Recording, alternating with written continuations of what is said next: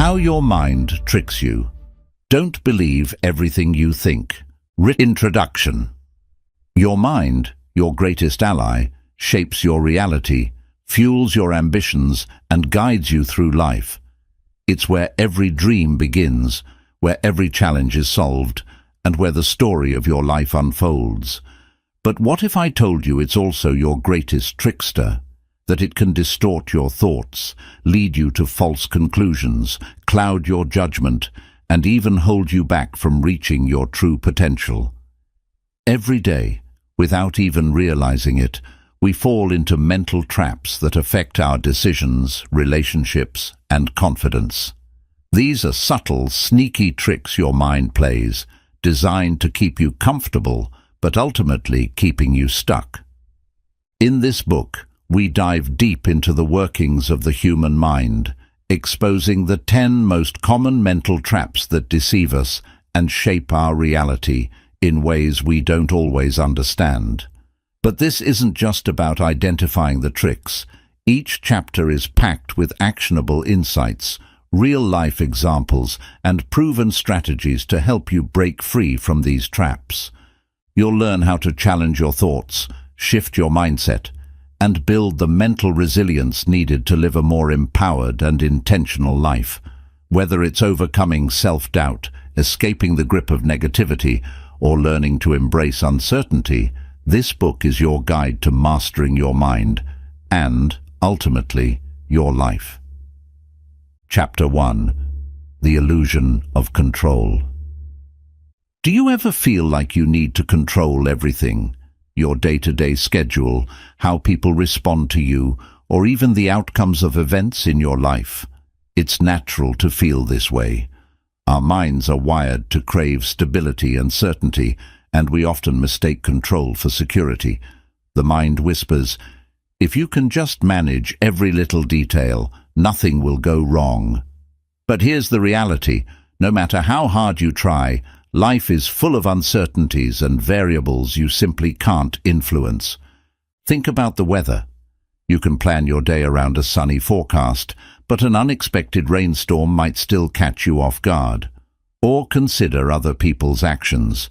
You might spend hours worrying about how someone will react to your decisions, but you can't dictate their feelings or responses. These are things beyond your grasp, yet they often become sources of stress when we try to control them. The illusion of control can also lead to overthinking and micromanagement. Have you ever spent hours perfecting something minor, thinking it would prevent a mistake, only to find out it didn't matter in the grand scheme of things? That's your mind trying to exert control over a situation to avoid discomfort or uncertainty. While this might seem harmless at first, it often leads to exhaustion, frustration, and even anxiety. So, what's the solution? It starts with understanding the difference between what's within your control and what isn't. You can't control the future or what others think of you, but you can control your attitude, your choices, and how you respond to life's unpredictability. For example, instead of stressing about an outcome, focus on preparing to the best of your ability. Instead of worrying about someone else's opinion, focus on acting with integrity and kindness. When you let go of the need to control every little thing, you create space for acceptance and flexibility. Life becomes less about fighting the inevitable and more about flowing with it. You begin to see that it's okay not to have all the answers or solutions. In fact, some of the most beautiful moments in life happen when you let go and trust the process. This isn't about giving up or being passive. It's about focusing your energy on what truly matters. Imagine how much lighter you'd feel if you stopped trying to hold on to everything so tightly. By redirecting your attention to what you can influence, your thoughts, your emotions, and your actions, you empower yourself to live a more peaceful and intentional life. Chapter 2. Confirmation Bias. Have you ever noticed that you're more likely to believe information that supports your existing beliefs, even if it's not entirely accurate? This is called confirmation bias, and it's one of the most common ways our minds trick us. Essentially, your brain loves to be right, so it filters the world in a way that reinforces what you already think, while dismissing or ignoring anything that challenges those views. For example, if you believe a certain diet is the best for health, you'll probably pay more attention to articles or testimonials that praise it, while disregarding studies or opinions that question its effectiveness. If you think a co-worker is difficult, you're more likely to focus on their flaws and overlook the times they've been cooperative or kind. Your mind creates a feedback loop. The more you confirm your beliefs, the stronger they become, whether they're accurate or not. This bias is especially powerful in the age of social media and tailored content. Algorithms feed you posts, videos, and news that align with your preferences, creating a bubble where it feels like everyone thinks the same way you do. Over time, this can make your worldview narrower, leaving little room for growth, understanding, or critical thinking. But here's the good news. You can break free from confirmation bias by being intentional about how you process information. Start by questioning your assumptions. When you come across something that supports your belief, ask yourself, is this really true, or am I just seeing what I want to see? Similarly, when you encounter an opposing view, resist the urge to dismiss it outright. Instead, explore it with curiosity. Why do others think this way? What evidence supports their perspective? It can also help to seek out diverse sources of information. If you always read the same blogs or watch the same news channels, try stepping outside your comfort zone. Listen to different voices, especially those that challenge your ideas. This doesn't mean you have to change your mind, but exposing yourself to new viewpoints will make your thinking more balanced and informed. Remember that it's okay to be wrong. Changing your mind isn't a sign of weakness, it's a sign of growth. By acknowledging and addressing your confirmation bias, you open yourself up to a world of possibilities, deeper understanding, and richer conversations. The next time you catch your mind looking for proof that you're right, pause and ask, what am I not seeing? That question alone can lead to profound self-awareness. Chapter 3. Catastrophizing. Have you ever faced a small problem, and before you know it, your mind has blown it up into a full-blown disaster? This mental habit is called catastrophizing, and it's one of the most common ways your mind tricks you into unnecessary stress and anxiety. It's when you imagine the worst-case scenario and convince yourself it's inevitable, even when there's no real evidence to support it. Picture this. You send an email to your boss and don't get an immediate reply. Instead of assuming they're busy, your mind might leap to conclusions like, they must be mad at me, or worse, I'm going to lose my job. What started as a neutral event spirals into a dramatic chain of imagined consequences, leaving you feeling overwhelmed and panicked. Catastrophizing often starts with a kernel of truth, a missed deadline, a forgotten task, or a misunderstanding. But instead of addressing the situation calmly, your mind creates a domino effect of exaggerated outcomes. It's like turning a small crack in a dam into a full-scale flood in your imagination. This habit not only drains your energy, but also prevents you from responding effectively to the actual problem. So how can you stop catastrophizing? The first step is to recognize when it's happening. Pay attention to your thoughts. Are they spiraling into extreme or unlikely scenarios? Once you notice this pattern, pause and challenge your assumptions. Ask yourself, what's the evidence that this will really happen? What are other, more likely outcomes? Another helpful technique is to focus on the present moment. When you catch your mind racing toward disaster, bring your attention back to what's happening right now. Deep breathing, mindfulness exercises, or even writing down your thoughts can help you break free from the mental spiral. You can also practice reframing your thoughts. Instead of thinking, everything will go wrong, try asking, what's the worst that could realistically happen, and how would I handle it? Often, you'll realize that even the worst isn't as bad as you feared, and you already have the tools to deal with it. Remember that your thoughts are not facts. Just because your mind tells you something doesn't make it true. By challenging catastrophic thinking and replacing it with balanced, realistic perspectives, you can free yourself from unnecessary worry and face challenges with confidence. The next time your mind whispers, "What if everything falls apart?" respond with, "What if it all works out?" You might be surprised how much lighter you feel. Chapter 4. The Spotlight Effect. Have you ever walked into a room and felt like everyone was watching you, analyzing your every move? Maybe you've worried that people would notice a small stain on your shirt, a stumble in your step, or that one thing you said that didn't come out quite right. This mental trick is known as the spotlight effect, and it's your mind convincing you that you're at the center of everyone's attention. The truth? Most people aren't paying nearly as much attention to you as you think. They're too busy focusing on themselves. The spotlight effect happens because we're naturally self-centered, not in a selfish way, but simply because we experience life from our own perspective.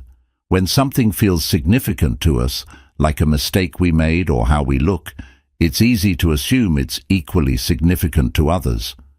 But most of the time, people are caught up in their own thoughts, worries, and concerns. They might notice you briefly, but they're unlikely to dwell on it or even remember it later. For example, let's say you trip while walking into a meeting. Your mind might immediately tell you, "Everyone saw that. They're probably laughing at me or thinking I'm clumsy." But the reality is, most people likely noticed for a second and then moved on. Some might not have noticed at all. Even if someone did, they're unlikely to dwell on it. They're more focused on their own lives. The spotlight effect can hold you back in many ways. It can make you avoid social situations, hesitate to speak up, or second-guess yourself unnecessarily. The good news is you can break free from this mental trap by shifting your perspective. Start by reminding yourself that people are generally more focused on themselves than on you. Just like you're worrying about how you're perceived, they're worrying about how they're perceived too. Another helpful strategy is to put things into perspective. Ask yourself, will this moment matter in a day, a week, or a year? Often the answer is no. This realization can help you relax and move on. You can also practice self-compassion. Instead of being your own harshest critic, treat yourself the way you would a friend. If a friend tripped in front of others, would you think less of them? Probably not. You'd shrug it off and move on. Give yourself the same grace. Finally, focus on being present. When you're caught up in the spotlight effect, you're overly focused on yourself. Shift your attention outward. Engage with the people around you, listen actively, and participate in the moment. You'll not only feel less self-conscious, but also more connected and confident. Remember, the world isn't scrutinizing you as much as your mind might make you think. The next time you feel like you're under a microscope, take a deep breath and remind yourself, the spotlight isn't on you, it's just your imagination. Chapter 5. Negative self-talk. Have you ever caught yourself saying things in your head that you would never say to a friend or loved one? Statements like, "I'm so stupid," "I can't do anything right," or "I'm not good enough." This is negative self-talk, and it's one of the most harmful ways your mind can trick you. It's like having a bully inside your head, constantly criticizing and tearing you down. The worst part, you often believe it, even though it's not true. Negative self-talk can stem from many places: past experiences, fear of failure, or comparisons to others. Maybe you made a mistake at work, and instead of seeing it as a learning opportunity, your mind instantly jumps to harsh judgments. I'll never get this right. Or perhaps you look in the mirror and think, I'm not attractive enough, without questioning where that standard even comes from. Over time, these thoughts become automatic, shaping how you see yourself and limiting what you believe you're capable of achieving. The problem with negative self-talk is that it creates a self-fulfilling prophecy. If you tell yourself, I'm not good at public speaking, you're less likely to practice or take risks in that area, which reinforces the belief. This cycle can keep you stuck, holding you back from reaching your full potential. It also takes a toll on your mental health, contributing to feelings of low self-esteem, anxiety, and even depression. So, how do you break free from the grip of negative self-talk? The first step is awareness. Pay attention to your inner dialogue. Notice when you're being overly critical or harsh with yourself. You might even keep a journal to track these thoughts, writing them down to see just how often they occur and what triggers them. Once you've identified your negative self-talk, challenge it. Ask yourself, is this thought really true? Where's the evidence? Often you'll find that these thoughts are based on assumptions or exaggerations, not facts. For instance, if you think, I always mess up, consider times when you've succeeded or handled challenges well. Replacing, I always fail with, sometimes I struggle, but I've overcome challenges before, can shift your mindset significantly. Another powerful technique is to practice self-compassion. Treat yourself as you would a friend. If a friend made a mistake, you wouldn't say, you're such a failure. Instead, you'd likely say, it's okay. Everyone makes mistakes. What can you learn from this? Start speaking to yourself with the same kindness and understanding. Affirmations can also help rewire your mind. Create positive statements that counteract your negative self-talk. For example, replace I'm not good enough with I am learning and growing every day. Say these affirmations to yourself regularly, especially when negative thoughts creep in. Over time, they'll become your new default. Focus on gratitude and what you're doing well. It's easy to get caught up in what's wrong, but make it a habit to acknowledge your strengths, successes, and progress. Celebrate small wins and remind yourself that growth takes time. Negative self-talk is a habit, and like any habit, it can be changed with patience and practice. The next time you catch your inner critic speaking up, pause and remind yourself, I don't have to believe everything I think. You are worthy, capable, and so much more than your negative thoughts. Chapter 6. Emotional Reasoning. Have you ever thought, I feel it, so it must be true? Maybe you felt anxious before a presentation and thought, I'm going to mess this up. Or you felt hurt after a friend cancelled plans and thought, they don't care about me. This mental habit, called emotional reasoning, is when you rely on your feelings to determine reality, assuming that your emotions reflect the truth. But here's the catch. Feelings are powerful, but they're not always accurate indicators of what's really happening. Emotional reasoning happens because our brains naturally want to make sense of the world. When we feel something strongly, fear, sadness, anger, our minds rush to create a story that matches those emotions. For instance, if you feel nervous before starting something new, your mind might interpret that as, I'm not prepared, or I'm going to fail, even if you've prepared thoroughly. The feeling of nervousness doesn't necessarily mean you're unready. It just means you're stepping out of your comfort zone. The problem with emotional reasoning is that it can cloud your judgment and lead to negative thinking patterns. If you assume your feelings are facts, you might avoid opportunities, misinterpret situations, or make decisions based on fear rather than logic. For example, if you feel insecure in a relationship, you might jump to the conclusion that your partner is losing interest, even if they've done nothing to suggest that. Acting on these feelings without questioning them can create unnecessary conflict and self-doubt. So, How can you break free from emotional reasoning? The first step is to separate your feelings from reality. Acknowledge your emotions without letting them dictate your thoughts. For example, if you feel anxious about a big project, instead of thinking, "I'm going to fail," try saying, "I feel nervous because this is important to me, but that doesn't mean I won't do well." This simple shift allows you to validate your feelings without letting them define the outcome. Challenge your thoughts by asking questions like, "What evidence do I have to support this feeling? Is there another way to look at this situation? What would I tell a friend who felt this way?" Often, you'll find that your feelings are based on assumptions or worst-case scenarios rather than facts. By questioning these assumptions, you can reframe your thoughts in a more balanced and realistic way. Practicing mindfulness can also help you manage emotional reasoning. When you feel overwhelmed by an emotion, take a step back and observe it without judgment. Notice where you feel it in your body and label it. "This is anxiety," or "This is frustration." By naming the emotion, you create distance between yourself and the feeling, making it easier to see it as just one part of your experience, not the whole truth.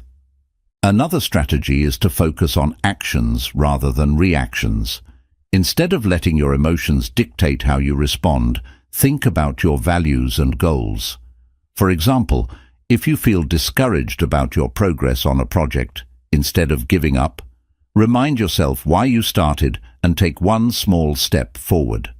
Acting in alignment with your goals rather than your feelings can build confidence and resilience. Remember that emotions are temporary. What feels overwhelming in the moment often fades with time. The next time you find yourself thinking, "I feel this, so it must be true," pause and remind yourself, feelings are valid, but they're not facts. By learning to challenge emotional reasoning, you can make clearer, more thoughtful decisions and free yourself from the grip of unnecessary fear and doubt. Chapter 7. Imposter Syndrome. Have you ever achieved something significant, landed a promotion, completed a big project, or received praise for your work, only to feel like you didn't truly deserve it? Maybe you thought, "I just got lucky," or "They'll figure out I'm not as good as they think I am." This mental pattern, known as imposter syndrome, tricks you into doubting your abilities and feeling like a fraud, even when you've worked hard and earned your success. Imposter syndrome is surprisingly common, especially among high achievers. People who set high standards for themselves or work in competitive fields often experience it because they believe they need to be perfect to be legitimate. Despite evidence of their skills and accomplishments, they feel like they're one mistake away from being exposed. This can lead to constant anxiety, overworking to prove yourself, or even avoiding new challenges out of fear of failure. The root of imposter syndrome lies in the unrealistic expectations we set for ourselves. If you believe you need to know everything, get things right on the first try, or never struggle, you'll inevitably feel like you're falling short, even when you're performing well. Social comparisons can make this worse. In today's world of curated social media and polished LinkedIn profiles, it's easy to look at others and think, "They have it all figured out. Why don't I?" But here's the truth. No one has it all figured out. Everyone faces challenges, makes mistakes, and feels uncertain at times. The difference is that people who don't struggle with imposter syndrome don't let those moments define their self-worth. They see mistakes as opportunities to learn, not proof of incompetence. So, how can you overcome imposter syndrome? Start by recognizing it for what it is, a trick your mind plays on you. Just because you feel like a fraud doesn't mean you are one. Acknowledge those feelings when they come up, but don't let them dictate how you see yourself. Remind yourself that feelings aren't facts, They're temporary and often exaggerated. Take a step back and look at the evidence of your abilities. Write down your accomplishments, skills, and positive feedback you've received from others. When imposter syndrome strikes, revisit this list to remind yourself of what you've achieved. This exercise helps counteract the tendency to dismiss your success as luck or a fluke. It's also helpful to reframe your mindset around learning and growth. Instead of thinking, "I should already know this," shift to, "I'm still learning and that's okay." Nobody starts as an expert. Even the most accomplished people were beginners at some point. Embrace challenges as opportunities to grow rather than as tests of your worth. Another powerful strategy is to talk about it. Imposter syndrome thrives in silence. Share your feelings with trusted friends, colleagues, or mentors. You'll likely discover that they've experienced similar doubts, which can help normalize your feelings and make them less intimidating. Hearing others' stories can also remind you that even successful people face self-doubt. It's a part of being human. Practice self-compassion. Be kind to yourself, especially when things don't go as planned. Recognize that making mistakes or feeling uncertain doesn't make you less capable, it makes you human. Treat yourself with the same understanding and encouragement you would offer a friend. Overcoming imposter syndrome takes time and effort, but it's entirely possible. The next time you hear that inner voice saying, "I don't belong here," pause and remind yourself, "I've worked hard to get where I am, and I deserve to be here." The truth is, you're not a fraud. You're growing, learning, and earning your place every day. Chapter 8. Cognitive Dissonance. Have you ever felt uncomfortable when your actions didn't align with your beliefs or values? Maybe you told yourself you'd eat healthier, but you grabbed a fast food meal anyway, and then you found yourself rationalizing it with thoughts like, "I didn't have time to cook," or "one meal won't matter." That uncomfortable tension you feel in moments like these is called cognitive dissonance. It's a mental conflict that arises when your behavior and your beliefs are out of sync. Cognitive dissonance happens because your mind wants consistency. When your actions contradict your values or beliefs, your brain experiences a kind of mental discomfort and works to resolve it. This resolution often takes the form of rationalization, convincing yourself that your actions are justified or that your beliefs weren't that important to begin with. For instance, if you skipped a workout despite committing to a fitness routine, you might think, "I worked hard yesterday, so I deserve a break."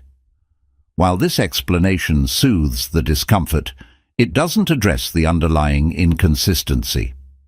The problem with cognitive dissonance is that it can create patterns of self-deception. Instead of addressing the gap between your actions and beliefs, you build excuses to bridge the gap temporarily. Over time, this can lead to frustration, guilt, and even a weakening of your values. For example, if you repeatedly justify breaking promises to yourself, like saving money or being punctual, you might start to lose trust in your ability to follow through. But cognitive dissonance isn't all bad. It's actually a sign that you care about your values. That discomfort is your mind's way of signaling that something feels off. The key is to use this signal constructively, rather than ignoring it or rationalizing it away. So how can you deal with cognitive dissonance in a healthy way? The first step is to notice when it's happening. Pay attention to moments when you feel uneasy about a decision or action. Instead of brushing off that feeling, pause and ask yourself, what belief or value is this conflicting with? Naming the source of the dissonance can help you understand what's really bothering you. Evaluate your actions and beliefs honestly. Sometimes dissonance occurs because your beliefs need adjusting. For instance, if you've always thought, "I have to be perfect to succeed," but your experiences show that mistakes are a natural part of learning, it might be time to rethink that belief. On the other hand, if your actions are consistently misaligned with your values, it might be a sign to refocus on what matters most to you. Another strategy is to create small, actionable steps toward alignment. If you've been telling yourself you want to save money but keep overspending, start by setting a realistic budget for the week. Small, consistent actions can help rebuild the connection between your values and your behavior, reducing the need for excuses or justifications. It's also important to practice self-compassion. Cognitive dissonance can make you feel guilty or ashamed, but beating yourself up won't help. Instead, acknowledge that you're human and that it's okay to struggle with alignment sometimes. Use these moments as opportunities to learn and grow, rather than as reasons to judge yourself harshly. Remind yourself why your values matter. Reflect on the bigger picture. Why is this belief or goal important to you? For example, if you value health but find yourself skipping exercise, think about how staying active supports your overall well-being and long-term happiness. Connecting with your deeper why can motivate you to take actions that align with your values, even when it's challenging. Cognitive dissonance is a natural part of being human, and it doesn't mean you're failing. It means you care. By facing it head-on, questioning your assumptions, and making intentional changes, you can turn moments of dissonance into opportunities for personal growth and greater alignment with the person you want to be. Chapter 9. Overgeneralization. Have you ever caught yourself thinking, "I always mess up," or "nothing ever goes right for me"? This mental habit is called overgeneralization, and it happens when you take one negative experience and use it to define your entire reality. Your mind exaggerates a single moment of failure, rejection, or disappointment, and convinces you that it's part of an unchangeable pattern. It's as if one rainy day makes you believe the sun will never shine again. Overgeneralization often starts small, triggered by an emotional event. Maybe you didn't do well on a job interview, and instead of thinking, "This one didn't work out," your mind jumps to, "I'm terrible at interviews," or "I'll never get a good job." The problem with overgeneralization is that it amplifies negativity and prevents you from seeing the full picture. It turns isolated incidents into universal truths, making your challenges feel permanent and your successes invisible. This thinking pattern can affect every area of your life: relationships, career, health, and even your self-esteem. For example, if a relationship ends, you might think, "I'm always unlucky in love," ignoring the fact that you've had meaningful connections in the past, or that this breakup is a natural part of life. Or if you make a mistake at work, you might think, "I'm a failure," disregarding all the times you've done your job well. Overgeneralization creates a mental fog, making it hard to see opportunities, growth, and nuance. Why does overgeneralization happen? It's partly because your brain is wired to protect you from pain. By creating a rule based on a negative experience, your mind tries to prepare you for similar situations in the future. If you convince yourself that you'll always fail, you might avoid risks altogether, which feels safer in the short term. But in the long term, this mindset can hold you back from trying new things, building resilience, and finding success. Breaking free from overgeneralization requires a conscious effort to challenge your thoughts and reframe your perspective. The first step is to recognize when you're overgeneralizing. Pay attention to words like always, never, and everyone. These absolute terms are often red flags that your mind is making broad assumptions based on limited evidence. Once you've identified an overgeneralized thought, ask yourself, is this really true? What evidence do I have to support it? For example, if you're thinking, "I'll never be good at this," take a moment to list times when you've succeeded in similar situations. Often, you'll find that your mind is ignoring the positive and focusing solely on the negative. Another powerful strategy is to zoom out and look at the bigger picture. Remind yourself that one moment doesn't define your entire story. Life is a mix of ups and downs, and no single event can capture your full potential. For instance, if you didn't get the promotion you wanted, instead of thinking, "I'll never advance in my career," reframe it as, "This opportunity didn't work out, but I can learn from this experience and try again." It's also important to practice self-compassion. Overgeneralization often comes from a place of self-criticism, where you hold yourself to impossible standards. Treat yourself with kindness and understanding, just as you would a friend. If a friend told you they failed at something, would you agree that they're doomed to fail forever? Probably not. You'd encourage them to keep going and remind them of their strengths. Offer yourself the same support. Mindfulness can also help you stay grounded.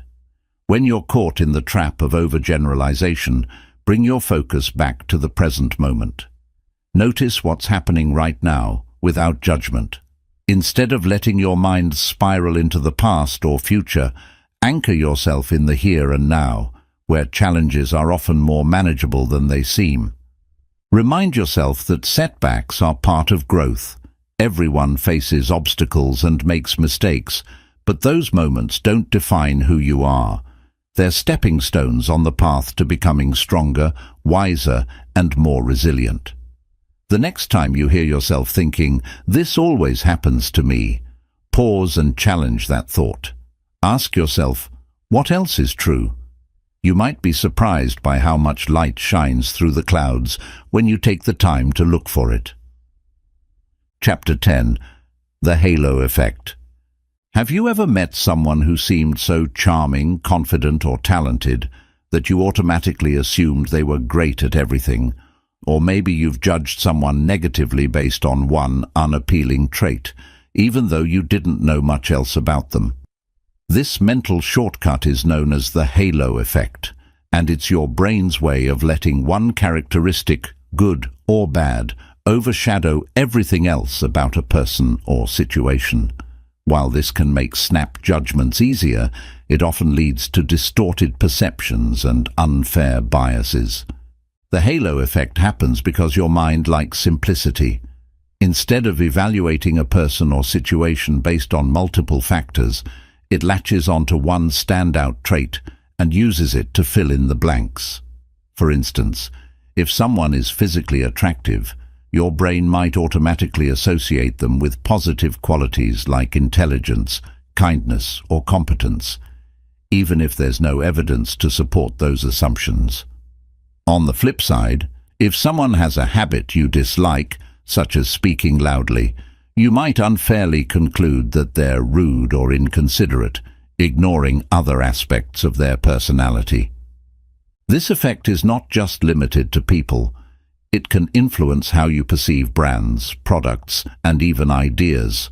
For example, if a company has sleek advertising, you might assume its products are high quality, even if you've never used them. Similarly, if a popular figure endorses a cause, you might agree with it without fully understanding its implications. The halo effect can be subtle, but its impact is profound, shaping decisions, relationships, and judgments in ways you might not even realize. The problem with the halo effect is that it often leads to unfair biases and missed opportunities. When you overvalue one positive trait, you might overlook flaws or red flags. For instance, a charismatic leader might gain followers despite making poor decisions because people associate their charm with competence. Conversely, when you overemphasize a negative trait, you might dismiss someone's potential or fail to see their strengths. This can limit your ability to form balanced, meaningful relationships and make informed decisions. So how can you overcome the halo effect and see people and situations more clearly? The first step is to recognize when it's happening. Pay attention to your initial impressions and ask yourself, Am I basing my opinion on one trait or on a well-rounded view of this person or situation? Simply becoming aware of the halo effect can help you pause and think more critically. Challenge your assumptions. If you find yourself overly impressed by someone, ask yourself, what evidence do I have to support my opinion? Am I overlooking any flaws? Similarly, if you've judged someone negatively, ask, what strengths or positive traits might I be missing? This practice helps you see people and situations in a more balanced way, rather than through the lens of one dominant characteristic.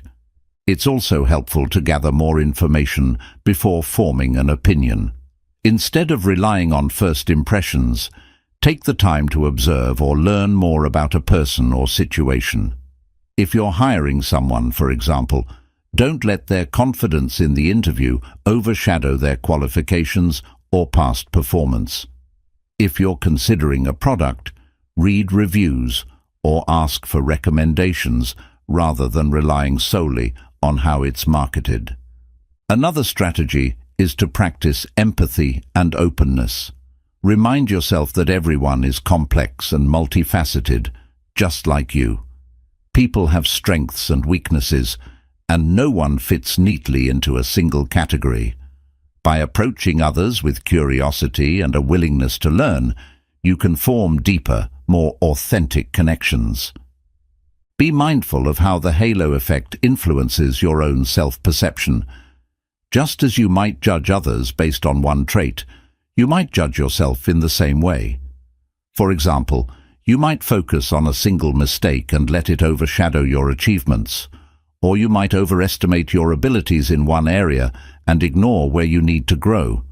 Strive for a balanced view of yourself, recognizing both your strengths and areas for improvement. The halo effect is a natural mental shortcut, but it doesn't have to control your perceptions. By questioning your assumptions, gathering more information, and embracing a nuanced view of the world, you can move beyond superficial judgments and see people and situations for what they truly are. The next time you catch yourself thinking, they seem perfect, or they're always like this, pause and dig deeper. You might be surprised at what you discover when you look beyond the halo. A network error occurred. Please check your connection and try again. If this issue persists, please contact us through our help center at help.openai.com. Chapter 11. The Anchoring Effect. Have you ever been influenced by the first piece of information you received, even if it wasn't entirely accurate or relevant? Maybe you saw a price tag for a car at $30,000 and immediately judged all lower prices as good deals, even if the car wasn't worth that much. Or perhaps someone told you, this person is difficult to work with, and you found it hard to see them differently, even after positive experiences. This is the anchoring effect, a mental shortcut where your mind latches onto an initial piece of information and uses it as a reference point for all future judgments or decisions.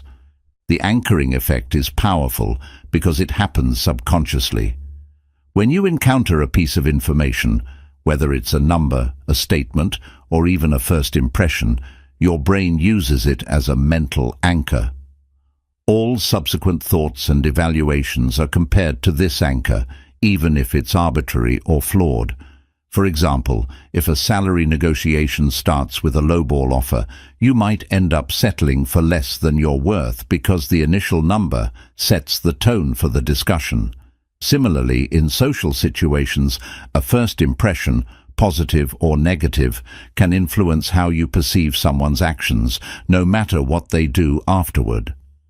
This mental bias can lead to significant distortions in how you see the world.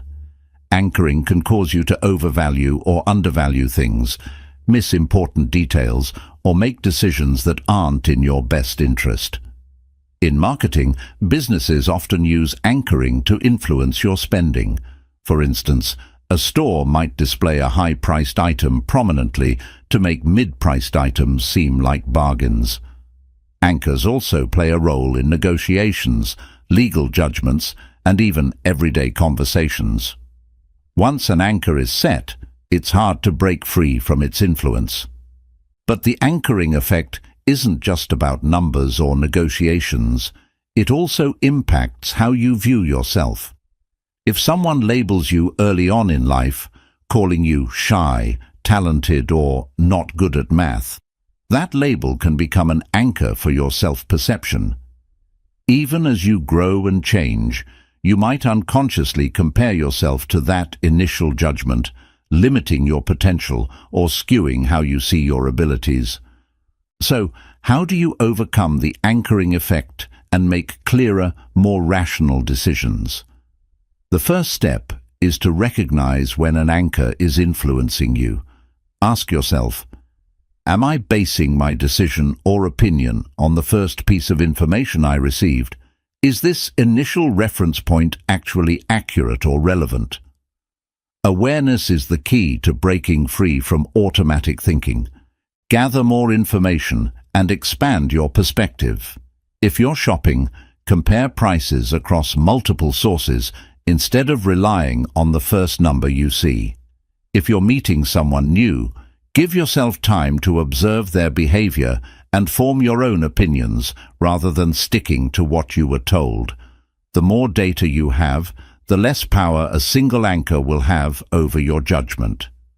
Another strategy is to set your own anchors deliberately.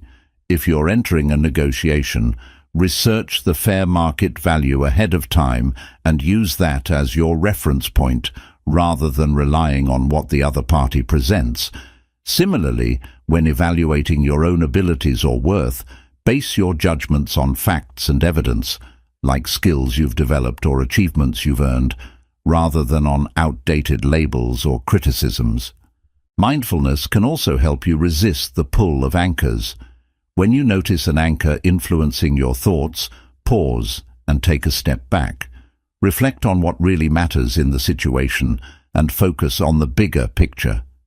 Anchors often narrow your perspective, but mindfulness can help you widen it, allowing for a more balanced and thoughtful response. Practice flexibility and openness. Remind yourself that no single piece of information, whether it's a price, a label, or a first impression, defines the whole story. People, situations, and opportunities are complex and multifaceted. By staying curious and questioning your assumptions, you can break free from the anchoring effect and make decisions that align with your values and goals. The anchoring effect is a subtle but pervasive mental bias that can shape your choices and perceptions in surprising ways. By becoming aware of its influence and taking steps to counteract it, you can approach life with greater clarity and confidence. The next time you find yourself stuck on an initial impression or number, pause and ask, what else do I need to consider? With this mindset, you'll be able to anchor yourself in truth rather than in assumptions. Chapter 12. The Bandwagon Effect. Have you ever found yourself agreeing with the majority, not because you deeply believed in something, but simply because everyone else seemed to? Maybe you bought into a trend you didn't care for, supported an idea you hadn't fully researched, or felt pressure to conform to a group's opinion. This is the bandwagon effect, a psychological phenomenon where people adopt certain behaviors, beliefs, or attitudes simply because others are doing the same. It's your mind's way of saying, if everyone else thinks this is right, then it must be right. The bandwagon effect is rooted in our deep need for social connection and belonging. Humans are hardwired to seek approval and avoid rejection, so we often look to the crowd for cues about what's acceptable or desirable. In some situations, this can be harmless or even beneficial, like cheering for a sports team with your friends or adopting a new technology that makes life easier. But in other cases, it can lead to blind conformity, groupthink, or decisions that don't align with your values or critical thinking. This effect can show up in many areas of life.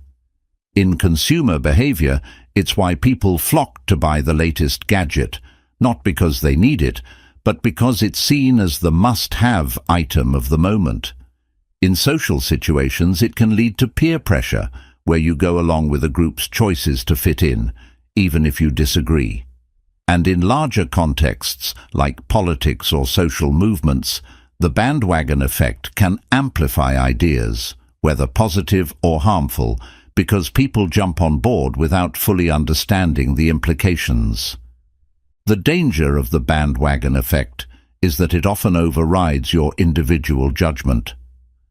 When you're caught up in the crowd, it's easy to stop asking important questions.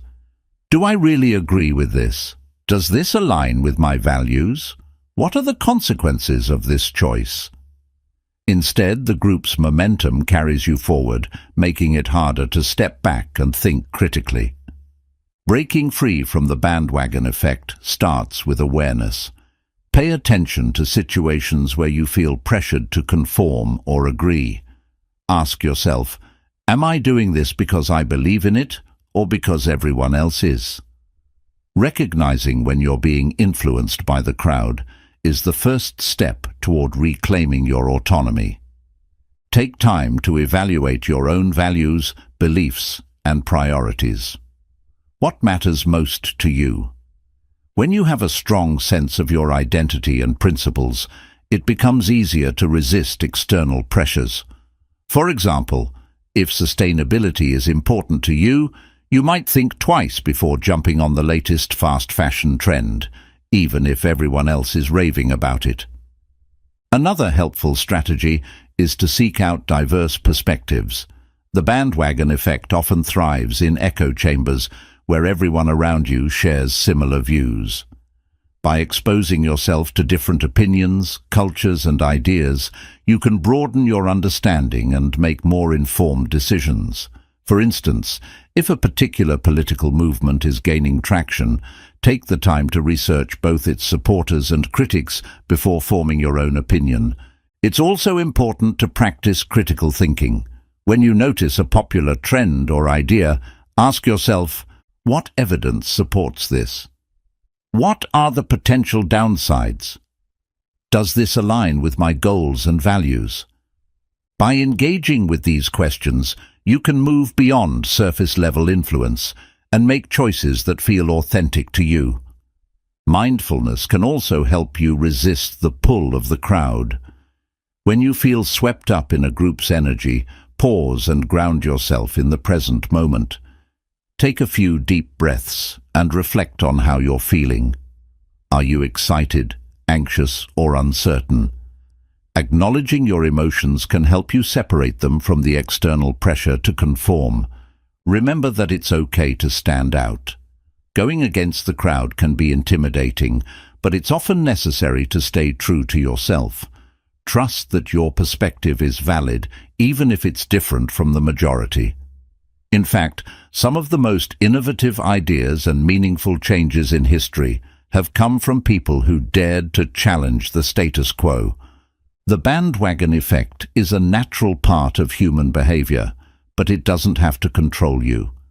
By staying aware, asking questions, and honoring your individuality, you can make choices that reflect who you truly are, rather than who the crowd wants you to be. The next time you find yourself tempted to follow the crowd, pause and ask, am I on this bandwagon because I believe in it, or because it's simply rolling by? Chapter 13. The Sunk Cost Fallacy. Have you ever found yourself sticking with something, whether it's a project, relationship, job, or investment, not because it's making you happy or serving you, but because you've already put so much time, effort, or money into it? That's the sunk cost fallacy at work, a psychological trap where your mind convinces you to keep investing in something simply to avoid wasting what you've already spent, even when it's no longer a wise or beneficial choice. The term sunk cost refers to resources that are already gone, time, money, or effort that can't be recovered. Logically, these past investments shouldn't factor into decisions about the future. However, your brain doesn't always think logically. Instead, It clings to the idea that abandoning something means admitting defeat or failure, which can feel emotionally unbearable. As a result, you may keep pouring resources into a losing proposition, hoping to make it worth it, even when all signs point to letting go. The sunk cost fallacy shows up in many areas of life. In personal relationships, you might stay with a partner who no longer makes you happy because you've been together for years and can't bear to see that time as wasted. At work, you might stick with a job that's draining you because you've invested years climbing the corporate ladder. Even in small, everyday decisions, the sunk cost fallacy can rear its head, like forcing yourself to finish a terrible movie because you paid for the ticket, or continuing a meal you're not enjoying because you spent money on it. The problem with the sunk cost fallacy is that it often leads to more wasted resources. By focusing on what you've already lost, you ignore the opportunity to make better choices moving forward. Imagine spending years in a career you dislike simply because of the time and energy you've already invested, only to look back later and wish you had made a change sooner. The sunk cost fallacy keeps you trapped in a cycle of diminishing returns, where you're throwing good resources after bad. So, how do you break free from this mental trap? The first step is to recognize when it's happening. Pay attention to moments when you're justifying a decision based on past investments rather than future benefits. Ask yourself, am I sticking with this because it's truly the best option, or because I don't want to feel like I've wasted my time or money? Focus on the present and the future rather than the past. What matters most is not what you've already invested, but what you stand to gain or lose moving forward. If continuing with a choice no longer aligns with your goals, values, or well-being, it might be time to let it go, even if that means walking away from a significant investment. For example, if you've spent years in a relationship that's no longer fulfilling, consider whether staying will bring you the happiness and growth you desire, or if it's holding you back.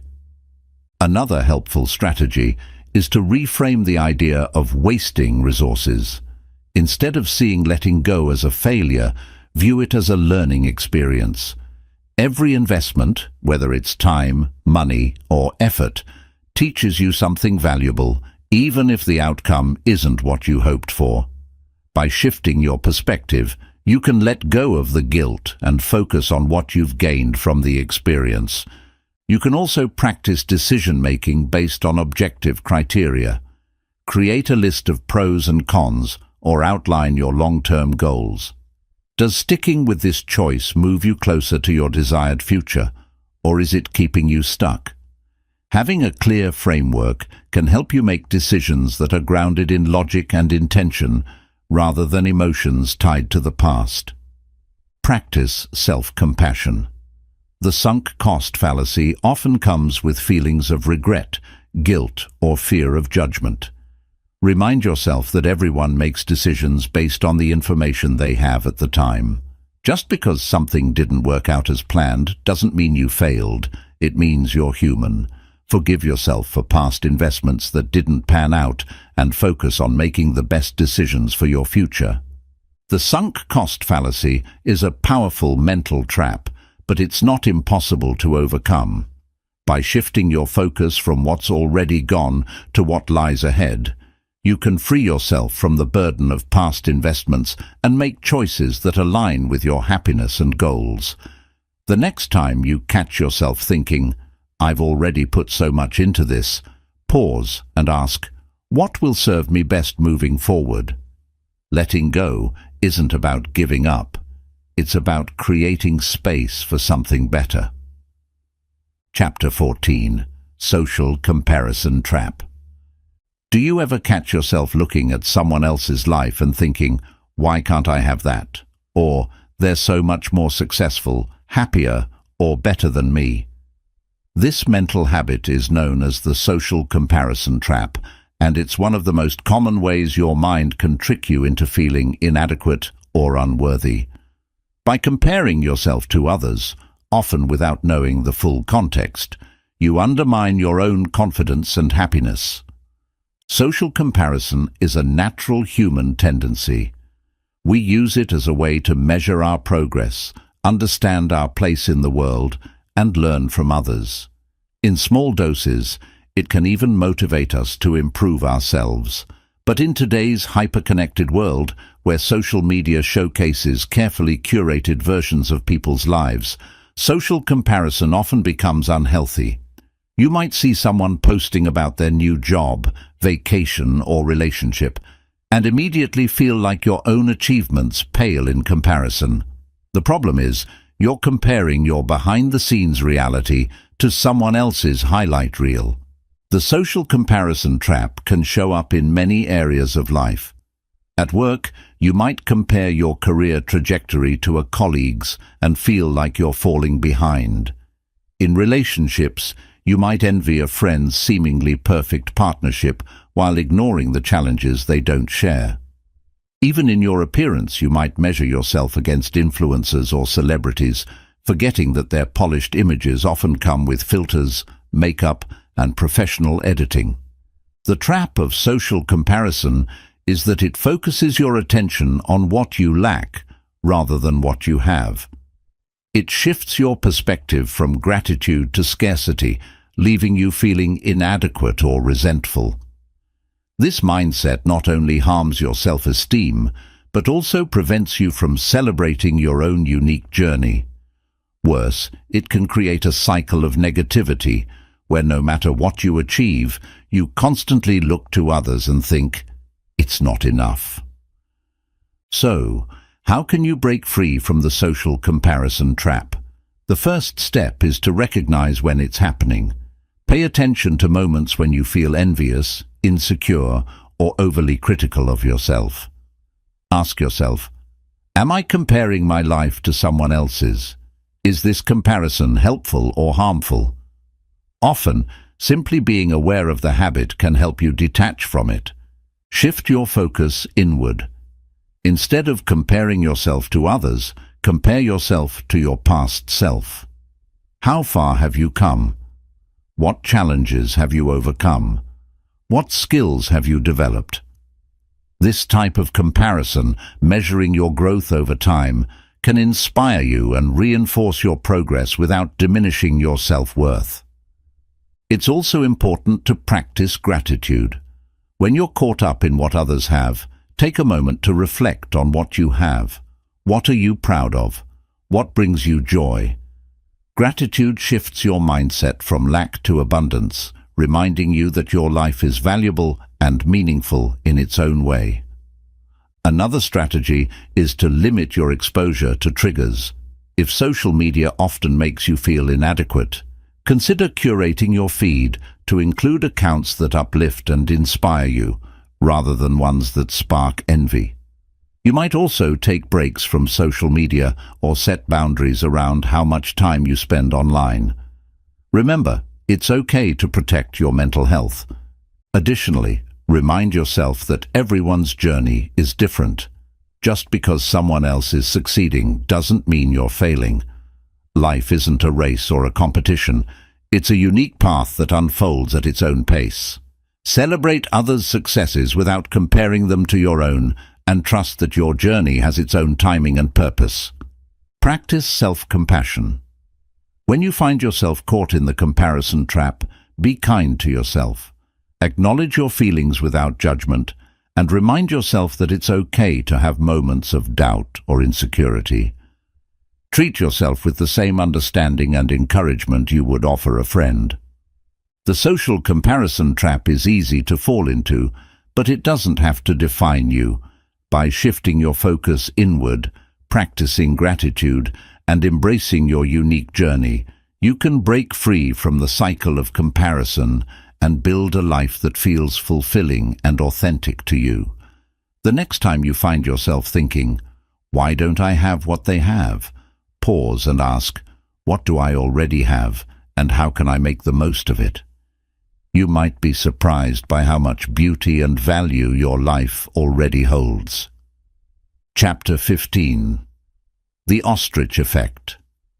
Have you ever avoided checking your bank account after an expensive weekend, skipped a doctor's appointment because you were afraid of bad news, or ignored a problem at work, hoping it would resolve itself? This behavior is an example of the ostrich effect, a psychological tendency to bury your head in the sand and avoid unpleasant information. While it might feel comforting in the moment, this mental habit often leads to bigger problems in the long run. The ostrich effect is driven by our natural desire to avoid discomfort. When we anticipate bad news or unpleasant truths, our minds convince us that it's better not to know. Ignorance can feel like a temporary shield against anxiety, guilt, or fear. However, avoiding a problem doesn't make it go away. It often makes it worse. For example, avoiding a financial issue might lead to mounting debt, or ignoring health symptoms might delay necessary treatment. This effect can show up in various aspects of life. In personal finances, people might avoid opening bills, checking their credit score, or facing budgeting challenges because the thought of dealing with money stresses them out. In relationships, someone might ignore growing tension or avoid difficult conversations to dodge conflict, only to see the issues escalate. Even at work, people might procrastinate on tasks they're uncertain about, leading to last-minute panic and lower quality results. The ostrich effect might feel protective, but it's a short-term solution that often causes long-term harm. By avoiding reality, you lose the chance to address issues proactively and make informed decisions. Instead, the problems you ignore tend to grow until they become unavoidable, leaving you feeling overwhelmed and unprepared. So, how do you overcome the ostrich effect and face challenges head-on? The first step is to acknowledge when you're avoiding something. Pay attention to moments when you find yourself procrastinating, ignoring, or rationalizing why you shouldn't deal with the situation. Ask yourself, what am I afraid of? Why am I avoiding this? Naming your fears can help reduce their power and bring clarity to the situation. Take small, manageable steps toward addressing the issue. Instead of overwhelming yourself by tackling everything at once, break it down into smaller tasks. For example, if you're avoiding finances, start by reviewing one account or listing your expenses for the week. If you're dreading a difficult conversation, begin by writing down what you want to say. Small actions build momentum and make larger tasks feel less intimidating.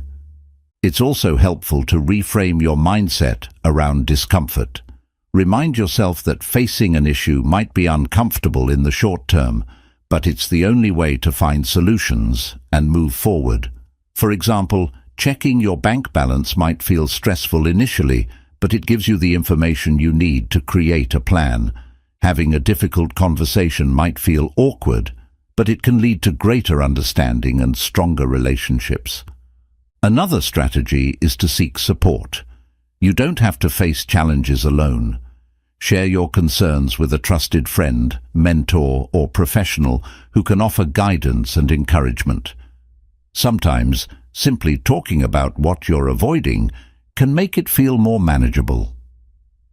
Practice mindfulness to stay present with your emotions. When you notice the urge to avoid something, pause and tune into how you're feeling. Are you anxious, overwhelmed, or unsure?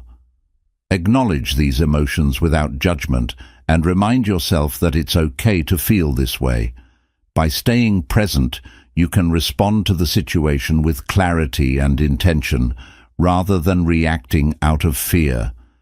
Celebrate your progress, no matter how small. Each time you face a challenge instead of avoiding it, you build resilience and confidence. Over time, this practice can transform the way you approach difficulties, helping you become more proactive and empowered. The ostrich effect is a natural response to discomfort, but it doesn't have to control you. By confronting challenges directly, taking small steps, and seeking support, you can break free from avoidance and create positive change in your life. The next time you feel the urge to bury your head in the sand, pause and ask, "What's one small step I can take to face this today?" You might be surprised by how much lighter and more in control you feel when you choose to engage with reality instead of avoiding it. Chapter 16. The Availability Heuristic. Have you ever overestimated the likelihood of something happening simply because it's easy to recall? For instance, you might think plane crashes are common because you've seen dramatic news stories about them, or you might assume winning the lottery is likely because you've heard about someone who did. This mental shortcut is called the availability heuristic, and it's when your mind relies on the most readily available information, often recent or vivid examples, to make judgments, regardless of whether that information is representative or accurate. The availability heuristic is a survival mechanism that helps our brains process information quickly. Instead of analyzing all possible data, we rely on examples that are easy to recall to make decisions. While this can save time in day-to-day life, it often leads to skewed perceptions of reality. For example, after hearing about a shark attack in the news, you might become overly fearful of swimming in the ocean, even though the actual risk is extremely low. Similarly, you might believe crime is rising in your area if you frequently hear about it on social media, even if statistics show otherwise. This mental shortcut affects more than just your fears. It also influences your decisions. For instance, in personal finance, people might overestimate the risks of investing in the stock market because they remember hearing about dramatic losses while underestimating the long-term growth potential of diversified investments. In relationships, you might let one negative experience overshadow years of positive ones, leading to biased judgments about a person or situation. The availability heuristic can also fuel biases and stereotypes. If the media frequently portrays certain groups of people in specific roles or situations, those images become more accessible in your mind, shaping how you perceive reality. This can lead to unfair assumptions and limit your ability to see people as individuals. The danger of the availability heuristic is that it often makes decisions feel logical when they're not. Your brain tells you, "I remember this happening, so it must be common," or "this feels vivid, so it must be important." But vividness doesn't equal accuracy, and ease of recall doesn't mean something is likely or true. By relying on the availability heuristic, you might miss out on opportunities, make poor decisions, or harbor unnecessary fears. So, how can you overcome the availability heuristic and make more balanced judgments? The first step is to recognize when it's influencing your thinking. Pay attention to moments when you're making decisions or forming opinions based on vivid examples or recent experiences. Ask yourself, am I basing this on solid evidence or just on what comes to mind easily? Seek out broader information. When making important decisions, look for reliable data and diverse perspectives rather than relying solely on anecdotal evidence. For example, if you're evaluating a job opportunity, research industry trends and company reviews, instead of focusing on one story you heard about someone's experience. If you're concerned about a risk, like flying or investing, look at actual statistics to get a clearer picture of the likelihood and impact.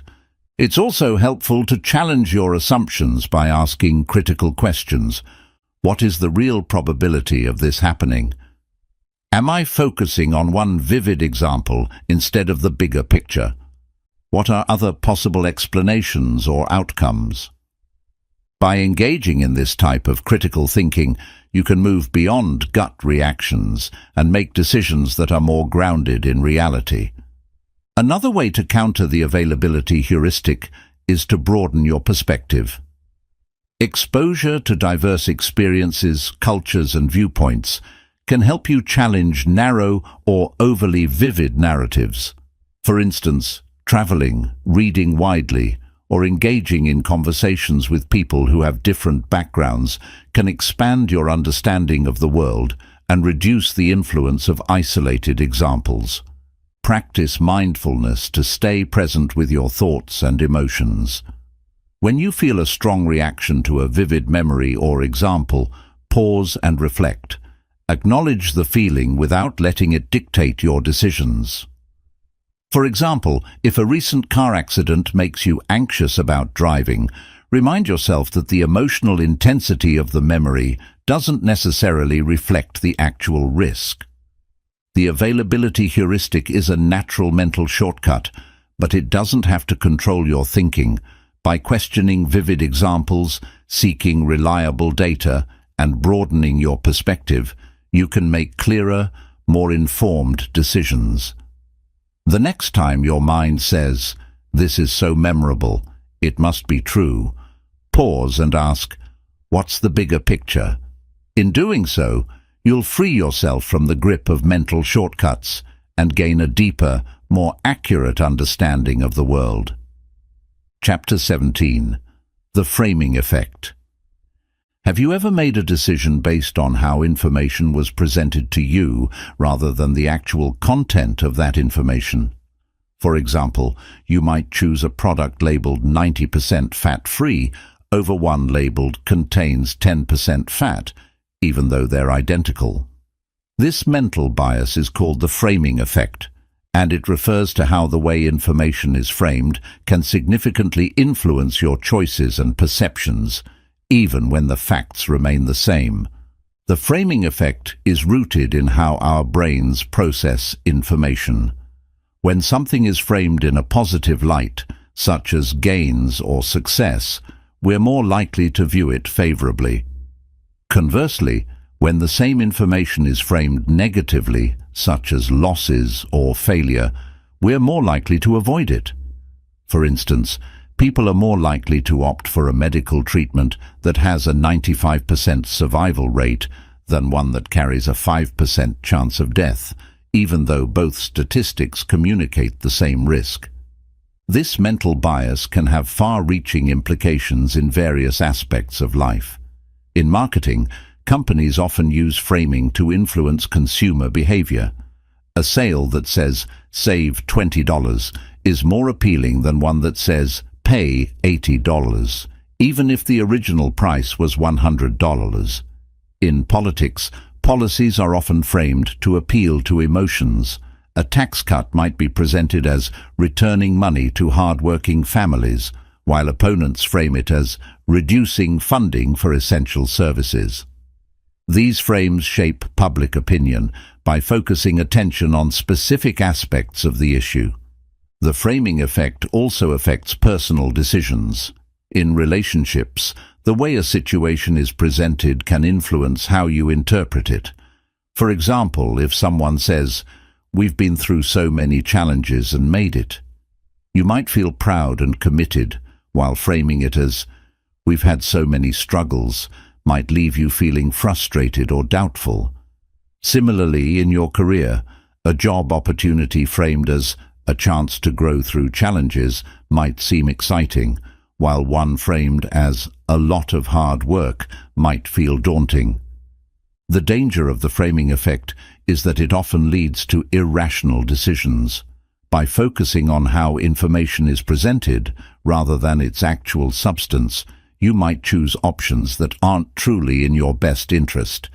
It can also make you more susceptible to manipulation, as people who understand this bias can use it to influence your behavior.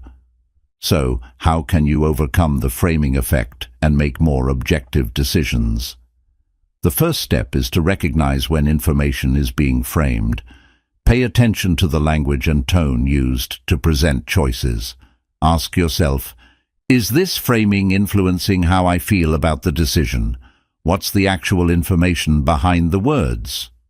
Reframe the information yourself. Look at the same data from multiple perspectives. For example, if a diet plan boasts a 90% success rate, consider the 10% failure rate as well. By actively reframing the information, you can see the full picture and make a more balanced judgment. Another strategy is to focus on your values and goals. When faced with a framed decision, ask, does this align with what's important to me? For example, if a financial advisor presents an investment as highly rewarding, think about whether it matches your risk tolerance and long-term goals instead of getting caught up in the positive framing. It's also helpful to slow down your decision-making process. The framing effect often works because it triggers emotional responses that lead to snap decisions. By pausing, reflecting, and considering the facts, you can reduce the influence of emotional framing and make more rational choices. Seek out unbiased information.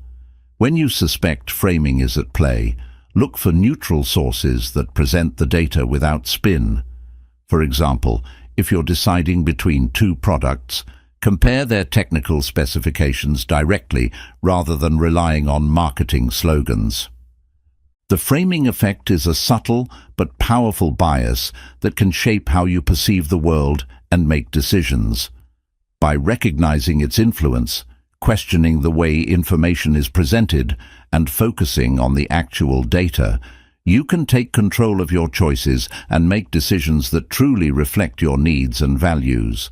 The next time you hear a message that feels persuasive, pause and ask, what's the reality behind the frame? In doing so, you'll sharpen your critical thinking and empower yourself to see beyond the surface. Chapter 18. The Dunning-Kruger Effect. Have you ever been in a situation where someone who knew very little about a topic acted like they were an expert? Or, on the flip side, have you ever doubted your own abilities despite being highly skilled or knowledgeable? These scenarios illustrate the Dunning-Kruger effect, a cognitive bias where people with limited knowledge or skill in a particular area overestimate their competence, while those who are more skilled tend to underestimate their abilities. The Dunning-Kruger effect occurs because people who are less experienced or knowledgeable lack the insight needed to recognize their own limitations. For example, someone who has just learned the basics of cooking might believe they're ready to compete on a cooking show because they don't yet understand the depth of skill and expertise required. Conversely, highly skilled individuals often recognize the complexity of a field, making them more aware of what they don't know. This self-awareness can lead them to undervalue their abilities or assume that others know just as much as they do. This cognitive bias can show up in many areas of life. In the workplace, you might encounter colleagues who confidently propose solutions to complex problems without fully understanding the issues, while experienced professionals hold back, thinking they need more data or preparation. In social settings, someone might dominate a conversation about politics or science, believing their limited understanding is sufficient, while experts stay quiet, unwilling to simplify a nuanced topic. The Dunning-Kruger effect can have real-world consequences. Overconfident individuals may take on tasks they're not prepared for, leading to poor outcomes, while underconfident experts may miss opportunities to share valuable insights or advance their careers. On a societal level, this bias can contribute to the spread of misinformation, as people with limited understanding confidently present their opinions as facts, influencing others who don't know enough to question them. So, how can you counter the Dunning-Kruger effect in yourself and others?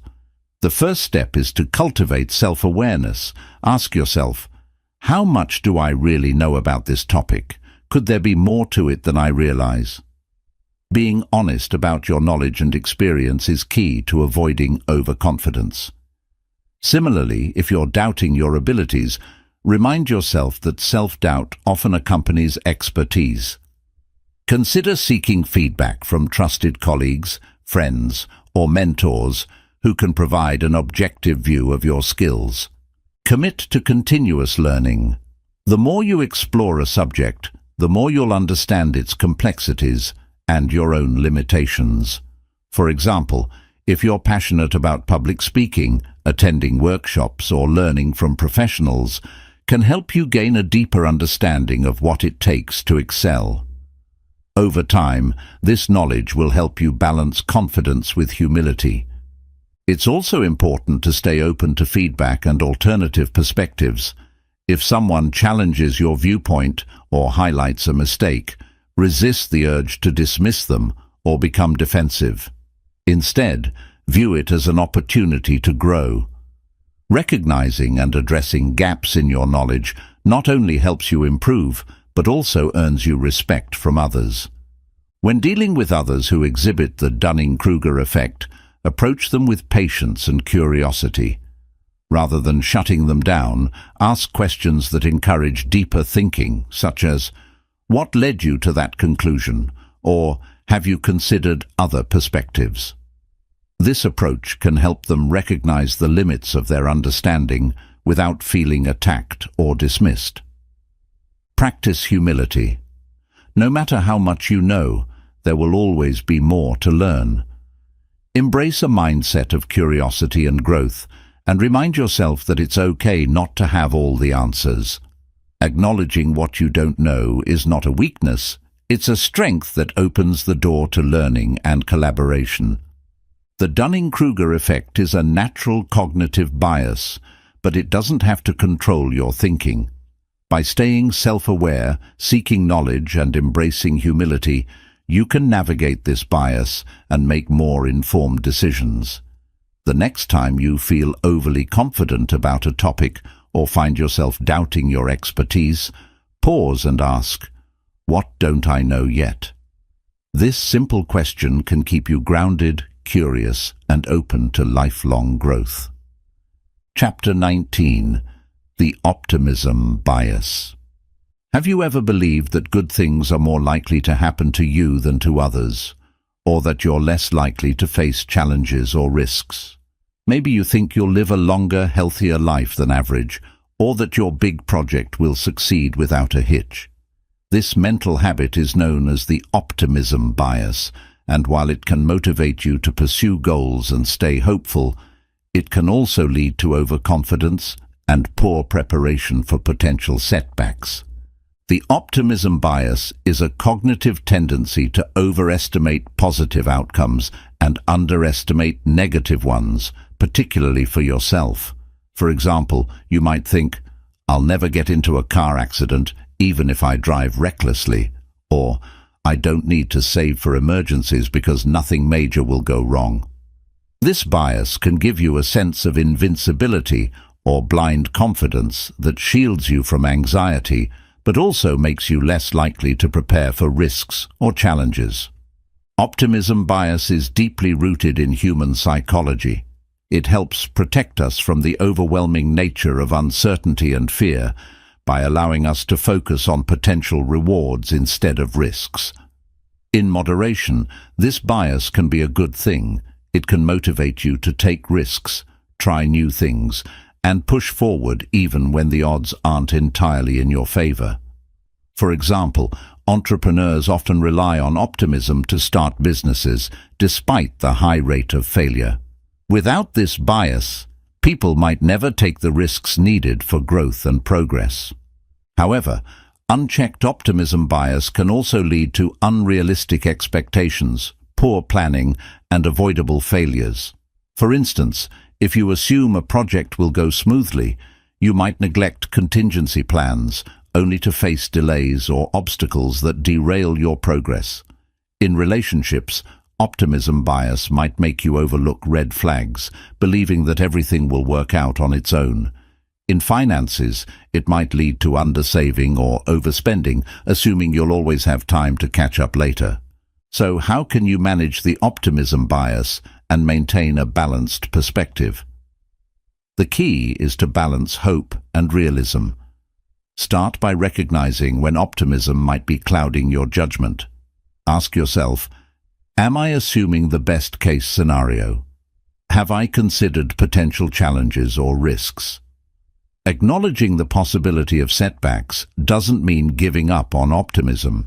It means preparing for a range of outcomes. Adopt a mindset of strategic optimism. This involves maintaining a positive outlook while also planning for potential obstacles. For example, if you're starting a new project, visualize its success, but also create backup plans in case things don't go as expected. If you're pursuing a big goal, like running a marathon, be optimistic about crossing the finish line, but realistic about the time and effort needed to train properly.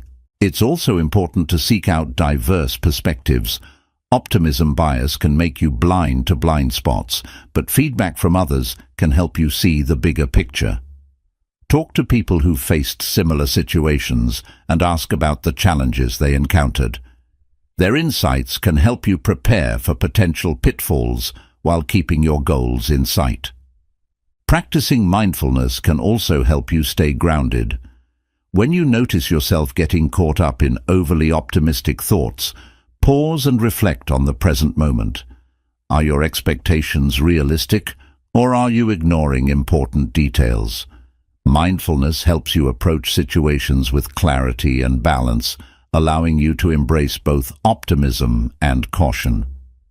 Finally, cultivate resilience.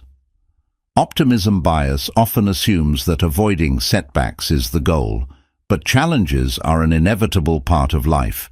Instead of fearing or ignoring them, focus on building the skills and mindset needed to navigate them. Resilience allows you to stay hopeful while also being prepared for the ups and downs of life. The optimism bias is a natural part of being human, and it can be a powerful force for motivation and hope. However, by balancing it with realism and preparation, you can harness its benefits without falling into its traps. The next time you catch yourself thinking, "Nothing will go wrong," pause and ask, "What steps can I take to ensure success, even if challenges arise?" By combining optimism with foresight, you can create a future that's both hopeful and well prepared. Chapter 20. The Illusion of Transparency. Have you ever assumed that your emotions, thoughts, or intentions were obvious to others, only to find out they had no idea what you were feeling or thinking? Maybe you felt nervous during a presentation and believed everyone in the audience could see your anxiety, or you thought a close friend understood why you were upset, only to realize they were completely unaware. This mental habit is known as the illusion of transparency, a cognitive bias where we overestimate how much others can perceive our internal states. The illusion of transparency stems from the fact that we're highly aware of our own emotions and thoughts. When you're feeling nervous, frustrated, or excited, those feelings seem so vivid to you that it's hard to imagine others don't notice them too. However, most people are far less attuned to your internal experience than you think. They're often preoccupied with their own thoughts and emotions, making them unlikely to pick up on subtle cues unless you explicitly share what's going on. This bias can affect many areas of life. In public speaking, people often believe their nervousness is glaringly obvious, when in reality, the audience is usually unaware of small signs like a shaky voice or sweaty palms. In relationships, you might assume your partner knows why you're upset, leading to frustration when they don't respond as expected. At work, you might think your enthusiasm or dissatisfaction is clear, only to realize your colleagues or boss had no idea. The illusion of transparency can lead to unnecessary anxiety, miscommunication, and unmet expectations. If you believe others can read your mind, you might avoid expressing yourself clearly, assuming they already understand. When they don't respond as you hoped, it can create feelings of frustration, disappointment, or isolation. Similarly, if you assume others are as focused on your flaws or mistakes as you are, it can amplify your self-consciousness and erode your confidence. So, how can you overcome the illusion of transparency and improve your interactions with others? The first step is to recognize that your internal experience is far more visible to you than it is to others. Remind yourself, just because I feel this strongly doesn't mean others can see it.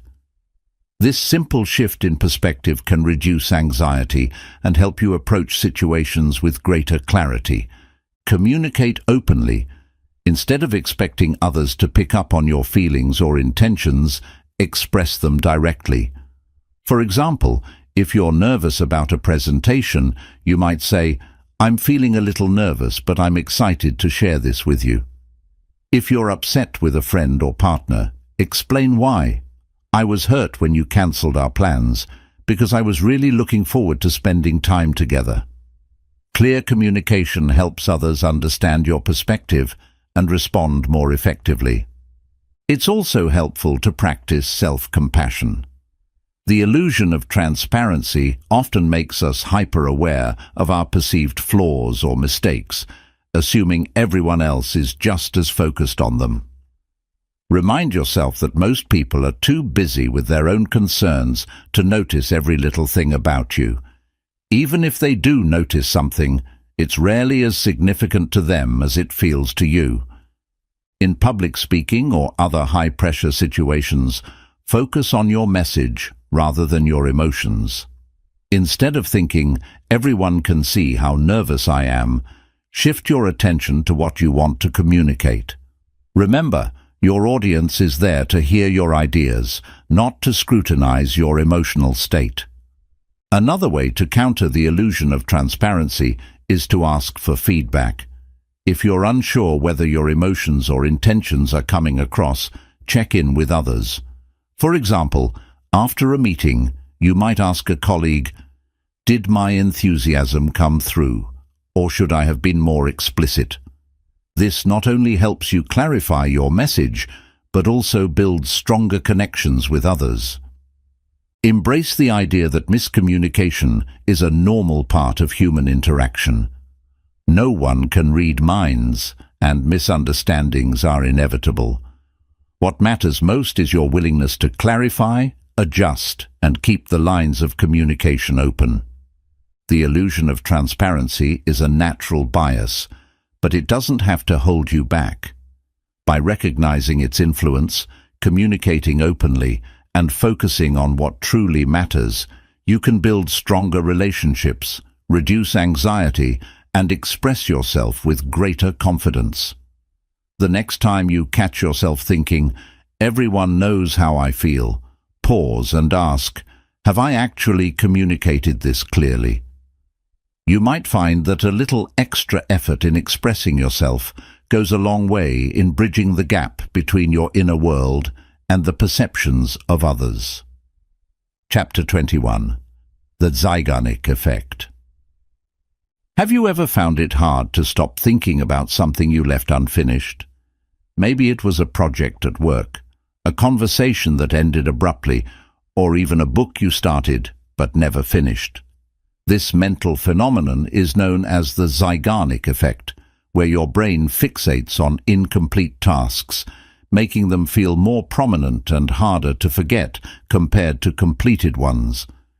The Zeigarnik effect occurs because unfinished tasks create a sense of mental tension. Your brain views them as incomplete stories that need resolution, so they linger in your mind until you address them. This effect can be both helpful and frustrating. On one hand, it can motivate you to complete tasks, as the mental discomfort pushes you toward resolution. On the other hand, it can lead to stress, distraction, and even insomnia if the unfinished tasks pile up and weigh on your mind. In daily life, the Zeigarnik effect shows up in various ways. For instance, if you leave work in the middle of an important email, you might find yourself thinking about it all evening. Or if you start studying for an exam and take a break before finishing a section, your brain might keep nudging you to return to it, even when you're trying to relax. This effect can also explain why cliffhangers in TV shows or books are so effective. They leave you with a sense of incompletion that compels you to find out what happens next. While the Zeigarnik effect can drive productivity, it can also create mental clutter if not managed properly. When too many unfinished tasks occupy your mind, it becomes harder to focus, leading to feelings of overwhelm and reduced efficiency. For example, if you juggle multiple projects without clear priorities, your brain might keep bouncing between them, making it difficult to concentrate on any one thing. So how can you manage the Zeigarnik effect and use it to your advantage? The first step is to create a clear system for tracking tasks. Writing down what needs to be done can help offload the mental tension caused by unfinished work. A to-do list, project management app, or even a simple notebook can serve as a reliable external memory, freeing your mind from the burden of constantly reminding you. Try breaking tasks into smaller, manageable steps. The Zeigarnik effect thrives on a sense of incompletion, so completing even a small part of a task can provide a sense of progress and reduce mental tension. For instance, if you're working on a lengthy report, focus on finishing one section at a time instead of tackling the entire project at once. Another helpful strategy is to set clear boundaries for your work. If you need to step away from an unfinished task, leave yourself a note or plan for where to pick up when you return. This simple step reassures your brain that the task is under control, reducing the urge to obsess over it. Practicing mindfulness can also help you manage the Zeigarnik effect. When your mind keeps returning to unfinished tasks, take a moment to acknowledge the thought without judgment. Remind yourself that it's okay to have things in progress and that not everything needs immediate resolution. This perspective can help you stay calm and focused, even when tasks are left incomplete. Celebrate completions, no matter how small. The Zeigarnik effect can sometimes make you hyper-focused on what's left to do, overshadowing what you've already accomplished. Take time to recognize your progress and reflect on the tasks you've completed. It can help balance your perspective and motivate you to tackle what's next. The Zeigarnik effect is a natural part of how your brain processes tasks, but it doesn't have to overwhelm you. By creating systems, breaking tasks into smaller steps, and practicing mindfulness, you can harness this mental tendency to stay productive and focused without feeling burdened by incompletion. The next time your mind fixates on something unfinished, pause and ask, "What's one small step I can take to move this forward?" Often that simple action is enough to bring clarity and peace. Chapter 22. The Negativity Bias. Have you ever noticed how one negative comment or experience can stick with you, even when surrounded by positive ones? For instance, you might receive 10 compliments on a project, but all you can think about is the one critical remark. This mental tendency is known as the negativity bias, and it's your brain's natural inclination to focus more on negative events, emotions, or information than positive ones. The negativity bias is deeply rooted in human evolution. For our ancestors, being alert to danger was critical for survival. Recognizing threats like predators or poisonous plants ensured they stayed alive, so our brains became wired to give more weight to negative stimuli than positive ones. While this heightened sensitivity was beneficial in the past, it can lead to stress and unhappiness in modern life, where most perceived threats aren't life-threatening. This bias shows up in many aspects of daily life. In relationships, you might dwell on a partner's one critical comment while overlooking their many acts of kindness. At work, you might obsess over a single mistake, even though you've accomplished countless successes. On social media, you might fixate on one negative comment amid a sea of positive feedback. This constant focus on the negative can skew your perception of reality, making the world and yourself seem worse than they actually are. The negativity bias doesn't just affect your thoughts, it also influences your behavior. It can make you avoid risks, hesitate to try new things, or overreact to small setbacks. For example, if you had a bad experience giving a presentation, you might avoid speaking in public again, even though most of your audience enjoyed your talk. This bias can limit your opportunities and keep you stuck in a cycle of self-doubt and fear. So, how can you counter the negativity bias and create a more balanced perspective? The first step is awareness. Notice when your mind lingers on negative events or thoughts, and remind yourself that this focus is a natural tendency, not a reflection of reality. For instance, if you find yourself replaying a critical comment in your head, pause and ask, "Am I ignoring the positive feedback I received?" Practice gratitude. Make it a habit to reflect on the good things in your life, no matter how small. You might keep a gratitude journal, jotting down 3 things you're thankful for each day. By training your brain to focus on the positive, you can gradually shift your perspective and reduce the impact of negativity bias. Another powerful strategy is to reframe negative experiences. Instead of seeing a mistake as a failure, view it as a learning opportunity. For example, if you received critical feedback at work, consider how it might help you grow and improve, rather than dwelling on the discomfort it caused. Reframing allows you to extract value from challenging situations without letting them overwhelm you. Mindfulness can also help you manage negativity bias. When negative thoughts arise, acknowledge them without judgment, and then let them go. For instance, if you're stuck thinking about a past argument, take a moment to observe the thought, label it as just a thought, and return your focus to the present moment. Mindfulness helps you detach from negative spirals and regain control of your mental state. Surround yourself with positivity. Seek out uplifting environments, supportive relationships, and activities that bring you joy. The more you immerse yourself in positive experiences, the easier it becomes to balance out the negativity your brain naturally fixates on. The negativity bias is a deeply ingrained part of human psychology, but it doesn't have to define your perspective. By cultivating awareness, practicing gratitude, reframing challenges, and embracing mindfulness, you can train your brain to see the bigger picture, one that includes both the good and the bad. The next time you find yourself fixating on something negative, pause and ask, "What's one positive thing I can focus on right now?" You might be surprised by how much brighter your world becomes. Chapter 23. The Overconfidence Effect. Have you ever been so sure of your opinion, decision, or prediction that you dismissed opposing viewpoints or didn't consider all the facts, only to find out later you were wrong? This mental habit is called the overconfidence effect, and it's the tendency to overestimate your abilities, knowledge, or the accuracy of your judgments.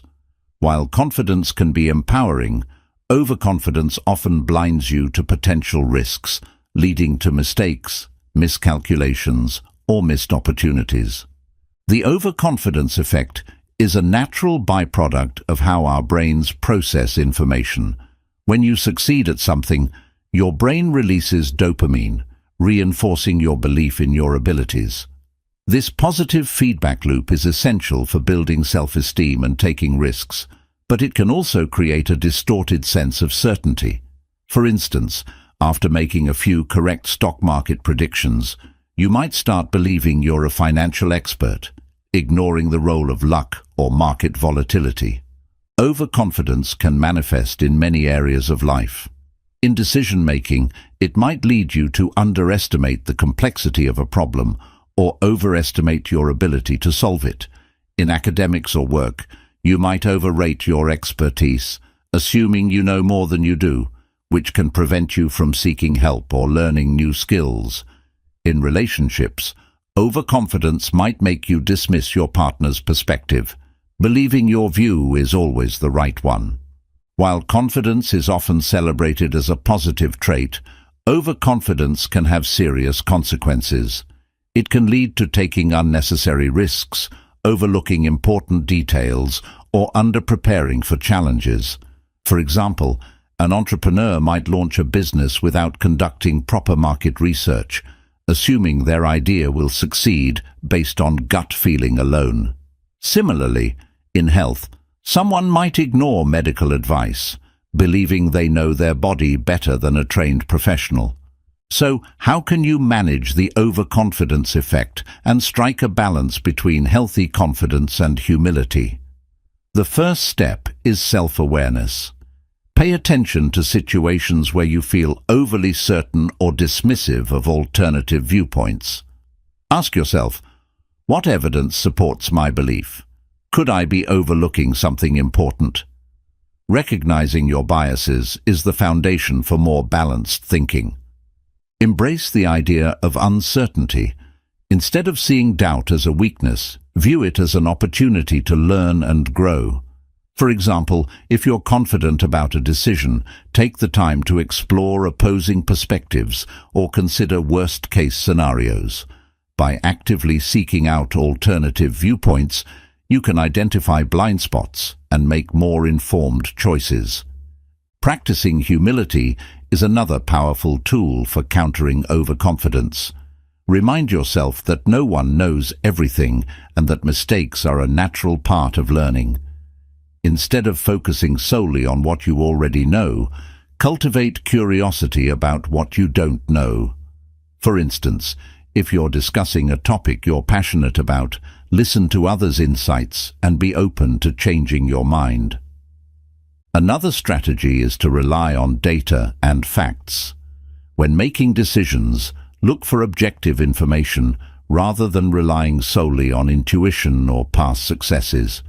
For example, if you're planning a project, gather input from colleagues or industry experts to ensure your plan is realistic and comprehensive.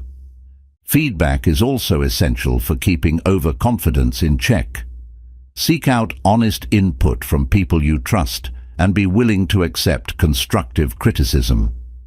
For example, if you're preparing for a big presentation, ask for feedback on your draft and use it to refine your approach. Feedback helps you identify areas for improvement and ensures you're not overestimating your abilities. Practice mindfulness to stay grounded in the present moment. Overconfidence often stems from a focus on past successes or future expectations. By staying present and focusing on the task at hand, you can approach challenges with clarity and intention rather than letting your ego take over. The overconfidence effect is a common mental bias, but it doesn't have to hold you back. By cultivating self-awareness, embracing uncertainty, and seeking feedback, you can develop a balanced sense of confidence that empowers you to take risks while staying realistic. The next time you feel overly certain about something, pause and ask, "What don't I know yet?" This simple question can help you approach situations with humility, curiosity, and a clearer perspective.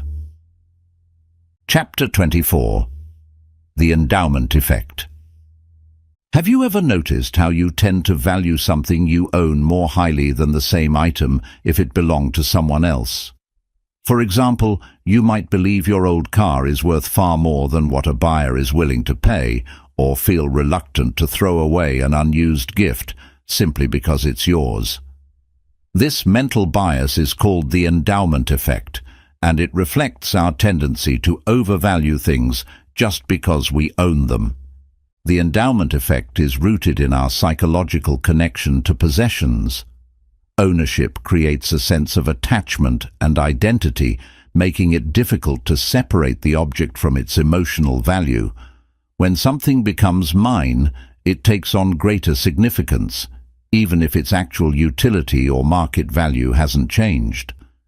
This bias can be beneficial in fostering appreciation and care for what we own, but it can also lead to irrational decisions and missed opportunities. This effect shows up in many areas of life. In personal finances, People often refuse to sell investments that have lost value, holding on in the hope of a rebound, even when it might be wiser to cut their losses. In relationships, someone might hold on to sentimental items that no longer serve a purpose, simply because they're tied to a memory. In business, entrepreneurs might overestimate the value of their product or company, making it harder to negotiate deals or adapt to market feedback. The problem with the endowment effect is that it can cloud your judgment and prevent you from making rational decisions. By overvaluing what you already own, you might miss out on better opportunities or waste resources maintaining something that no longer benefits you. For example, keeping unused items in your home because they feel valuable can lead to clutter and stress, while refusing to let go of a failing project can drain time, money, and energy. So how can you overcome the endowment effect and make more objective decisions? The first step is to recognize when it's influencing your thinking. Pay attention to situations where you feel reluctant to part with something and ask yourself, am I valuing this objectively or just because it's mine? Try to view the item or decision from an outsider's perspective.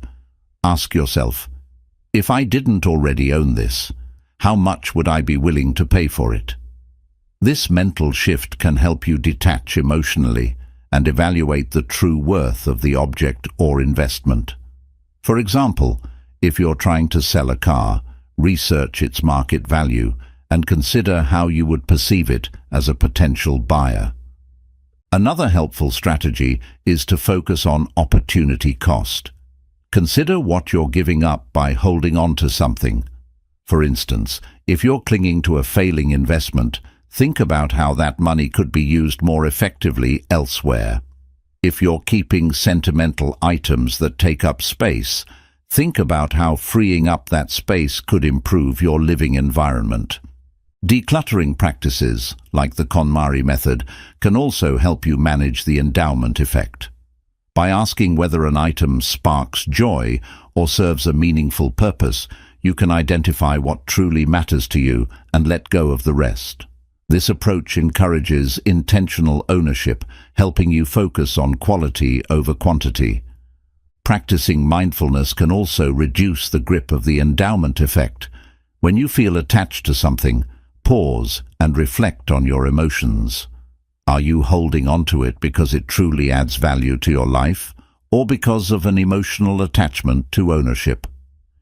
Acknowledging these feelings without judgment can help you make more intentional decisions. Embrace change. Remind yourself that letting go of one thing creates room for something better. Whether it's selling an underused item, cutting ties with an unproductive project, or saying goodbye to outdated ideas, releasing what no longer serves you can open the door to new opportunities and growth. The endowment effect is a natural part of human psychology, but it doesn't have to limit you. By questioning your attachments, considering opportunity costs, and embracing change, you can make clearer, more rational decisions. The next time you feel reluctant to let go of something, pause and ask, if this wasn't mine, how would I see it? This simple shift in perspective can help you move forward with clarity and confidence. Chapter 25. The Fundamental Attribution Error. Have you ever judged someone harshly for their behavior without considering the circumstances that might have influenced them? For instance, if someone cuts you off in traffic, you might immediately think, "What a reckless driver," without considering they might be rushing to an emergency. Or, if a co-worker misses a deadline, you might assume they're lazy, ignoring the possibility that they're dealing with personal challenges. This mental shortcut is known as the fundamental attribution error, and it's our tendency to attribute others' actions to their character while ignoring situational factors.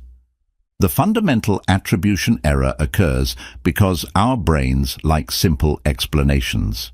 When we observe someone's behavior, it's easier to attribute it to who they are. She's careless, or he's selfish, rather than to what might be happening around them. She's overwhelmed with work, or he's under a lot of stress. This bias helps us make quick judgments, but it often leads to unfair assumptions and misinterpretations of others' actions. Interestingly, this bias is selective.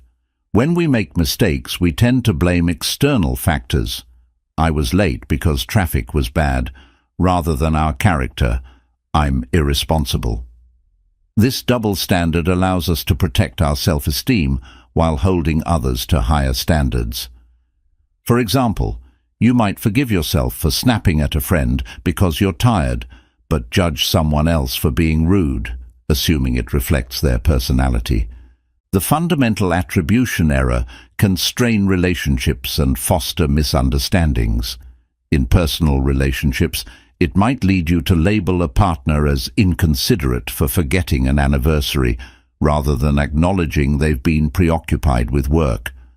At work, it might cause you to view a colleague as unmotivated for missing a meeting, without considering they might not have received the updated schedule. This bias can also perpetuate stereotypes and prejudices, as it encourages oversimplified judgments about groups of people based on limited interactions. So how can you overcome the fundamental attribution error and develop a more compassionate, balanced perspective? The first step is awareness. Notice when you're making snap judgments about someone's behavior and ask yourself, am I considering their circumstances, or am I jumping to conclusions about their character?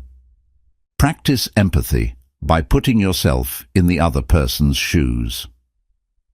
Imagine what might be going on in their life that could explain their actions. For example, if a coworker seems irritable, consider whether they might be dealing with stress, personal issues, or lack of sleep. This shift in perspective can help you respond with understanding rather than criticism. Another helpful strategy is to give others the benefit of the doubt. Assume that people's intentions are good unless you have clear evidence to the contrary. For instance, if a friend cancels plans at the last minute, instead of thinking, they don't care about me, try thinking, maybe they're overwhelmed or need time to themselves. You can also practice the principle of charity in communication. When discussing someone's behavior, focus on the situation rather than labeling their character. For example, instead of saying, "You're so irresponsible for being late," try saying, "It seems like traffic was tough today. Everything okay?" This approach fosters constructive conversations and strengthens relationships. Reflect on your own experiences. Think about times when others misjudged you or assumed the worst without knowing your circumstances. How did that make you feel? By remembering how it feels to be on the receiving end of the fundamental attribution error, you can cultivate greater empathy and understanding in your interactions with others. The fundamental attribution error is a natural mental bias, but it doesn't have to dictate your perceptions. By pausing to consider situational factors, practicing empathy, and communicating with kindness, you can build stronger, more meaningful connections. The next time you're tempted to judge someone's behavior harshly, pause and ask, what else might be going on here? Often, this simple act of curiosity can open the door to greater compassion and deeper understanding. Chapter 26. The Self-Fulfilling Prophecy. Have you ever noticed how your beliefs about yourself or others can subtly shape reality? For instance, if you walk into a meeting convinced you're going to fail, your nervousness might lead to mistakes, reinforcing your belief. Or if you assume someone is unfriendly, you might act distant toward them, prompting them to mirror your behavior and confirm your assumption. This psychological phenomenon is known as the self-fulfilling prophecy, where your expectations influence your actions, ultimately creating the outcome you anticipated. The self-fulfilling prophecy works because your thoughts and beliefs influence your behavior, often without you realizing it. When you expect a particular outcome, your subconscious mind aligns your actions, tone, and decisions to make that outcome more likely. For example, if you believe you're not good at public speaking, you might prepare less thoroughly, avoid practicing, and approach the situation with a defeated mindset. These behaviors increase the likelihood of a poor performance, validating your original belief. This effect isn't limited to your own behavior. It also impacts how you interact with others. If you expect someone to be rude, you might greet them coldly or defensively, which could lead them to respond in kind. Similarly, in relationships, if you constantly assume your partner will let you down, your skepticism might create tension that damages trust and communication, making disappointment more likely. These cycles can trap you in patterns of negativity, even when reality could be different. The self-fulfilling prophecy can show up in various areas of life, including work, education, and social interactions. In the workplace, if a manager expects an employee to underperform, they might provide less support or fewer opportunities, inadvertently setting the employee up for failure. In education, a teacher's low expectations for a student can lead to less encouragement, fewer challenges, and diminished self-confidence for the student, perpetuating the cycle of underachievement. However, the self-fulfilling prophecy isn't always negative. It can also work in your favor. Positive expectations can boost confidence, motivation, and effort, increasing the likelihood of success. For instance, if you believe you're capable of learning a new skill, you're more likely to put in the time and energy to master it. If you expect kindness from others, your friendly demeanor can encourage them to reciprocate, fostering positive relationships. The key lies in recognizing how your beliefs influence your actions and intentionally shaping those beliefs to create the outcomes you want. So, how can you harness the power of the self-fulfilling prophecy to break negative cycles and create positive ones? The first step is self-awareness. Pay attention to the beliefs and expectations you hold about yourself, others, and situations. Ask yourself, are my expectations helping or hindering me? Are they based on evidence or are they assumptions? Challenge limiting beliefs. If you notice yourself thinking, I'm not good at this, or this will never work, question those thoughts. What evidence supports them? What evidence contradicts them? Often you'll find that these beliefs are based on fear or past experiences rather than objective reality. Replace them with empowering alternatives like, I can learn and improve, or this is an opportunity to try something new. Visualization can also help you shift your expectations. Spend time imagining positive outcomes and the steps you'll take to achieve them. For example, if you're preparing for a big presentation, picture yourself speaking confidently and engaging your audience. This mental rehearsal not only boosts confidence, but also helps align your actions with your desired outcome. Another strategy is to focus on behaviors you can control. Instead of obsessing over whether others will meet your expectations, concentrate on how you can create a supportive, constructive environment. For instance, if you want a team project to succeed, set clear goals, communicate openly, and offer encouragement. Your positive actions can influence the group dynamic and increase the chances of success. It's also important to practice empathy and give others the benefit of the doubt. If you catch yourself expecting the worst from someone, pause and consider, what might they be going through? How can I create an opportunity for a positive interaction? Shifting your perspective can help break cycles of negativity and build trust. Celebrate small wins and progress. Positive, self-fulfilling prophecies often start with small, intentional changes. Each time you challenge a limiting belief or act in alignment with a positive expectation, acknowledge your effort and the results. Over time, these small victories can build momentum, reinforcing your confidence and optimism. The self-fulfilling prophecy is a powerful psychological force, but it doesn't have to work against you. By becoming aware of your beliefs, challenging negative expectations, and intentionally fostering positive ones, you can shape your reality in ways that align with your goals and values. The next time you catch yourself thinking, "This is just the way things are," pause and ask, "What can I do to create the outcome I want?" Often, the power to change lies in shifting your perspective and taking intentional action. Our minds are incredible tools, capable of creativity, innovation, and problem-solving. But as we've explored in this book, they also come with built-in biases, shortcuts, and habits that can distort reality and lead us astray. From the illusion of control to the self-fulfilling prophecy, understanding how your mind works is the first step toward reclaiming your power and living a more intentional life. The journey through these 26 chapters reveals a central truth. Your thoughts are not always your reality. Your mind might magnify problems, cling to the past, or judge others unfairly, but these patterns aren't fixed. They're malleable. By recognizing the mental traps that influence your behavior, you can break free from automatic thinking and choose responses that align with your goals, values, and aspirations. Here's the good news. Awareness is transformative.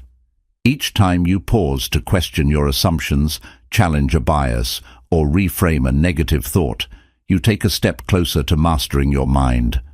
It's not about eliminating these mental tendencies, they're part of being human, but about learning to navigate them with curiosity and self-compassion. Throughout this journey, you've learned practical strategies to counteract these biases and take control of your mental habits. Whether it's questioning the anchors that influence your decisions, letting go of the need for control, or embracing the lessons of failure. Each tool equips you to face life's challenges with clarity and resilience. These aren't just techniques for solving problems, they're pathways to personal growth and empowerment. Remember, growth doesn't happen overnight. Changing how you think is a lifelong process, filled with moments of progress, setbacks, and reflection. Be patient with yourself, celebrate small victories, and stay committed to learning. The mind is a dynamic, ever-evolving force, and with practice, you can guide it toward greater balance, understanding, and purpose. Finally, let this book serve as a reminder that you are not your thoughts. You are the observer, the chooser, the creator of your own story. By becoming aware of how your mind tricks you, you unlock the freedom to shape your reality, not based on fear, bias, or assumptions, but on conscious choices that reflect your highest potential. As you move forward, remember this: your mind can be your greatest ally, but only if you learn to master it. Take these lessons with you, apply them in your daily life, and watch as your inner world transforms your outer one. The power is in your hands, and your mind is ready for the journey.